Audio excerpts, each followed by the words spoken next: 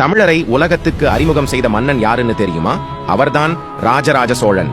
கிபி 985 முதல் 1004 வரை 29 ஆண்டுகள். இந்த ஒரு காலத்தில சோழ நாடு தமிழ்நாட்டின் எல்லையை தாண்டி ஆசியாவிலேயே சக்தி வாய்ந்த பேரரசு ஆனது. ராஜராஜ சோழன் பாண்டிய நாட்டை வென்று சேர நாட்டை வசியப்படுத்தி இலங்கையின் தலைநகரம் அனுராதபுரத்தையே ஒரே அடியில் அடக்கினார். அதனால்தான் வரலாறு அவரை மும்முடி சோழன் 3 தமிழ் அரசுகளின் அச்சமாயிருந்த மன்னன் என்று அழைக்கிறது. ஆனா இது எல்லாம் தொடக்கம்தான். ராஜராஜனின் ஆட்சி நாட்டை ஆளறதுக்கு மட்டுமல்ல, நாட்டை ஒழுங்குபடுத்துறதிலும் உலகத்துக்கு ஒரு பாடம். அவர் உருவாக்கிய ஒழுங்கான படை, வலுவான கடற்படை, துல்லியமான வருவாய் பதிவு, இவையெல்லாம் அந்த காலத்தில உலக நாடுகளுக்கே இல்லாத ஒன்று. அவரது பெரிய கனவு அதுதான். இன்று உலகம் வியக்கும் தஞ்சை பெரிய கோவில் 1000 ஆண்டுகளா நிமிர்ந்து நிற்கும் அந்த கோவில் தமிழன் படைத்தது எப்பொழுதும் அழியாதுன்னு இன்னும் கத்தி கேட்டுக்கிட்டே இருக்கு.